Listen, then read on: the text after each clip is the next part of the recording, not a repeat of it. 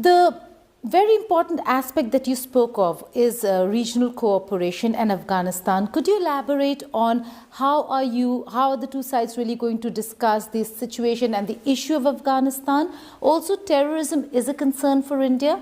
So how are the two countries really going to talk about and speak of the issues?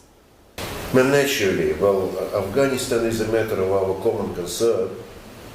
There are multiple platforms where the two of us, Russia and India, would cooperate.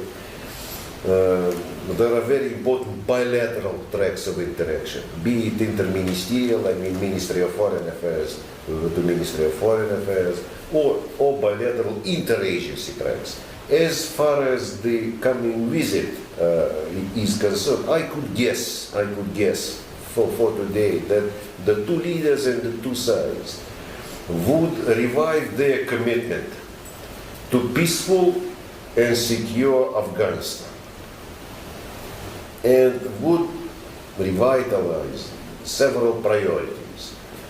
Among them could be inclusive government, bringing together different points of view and different political forces,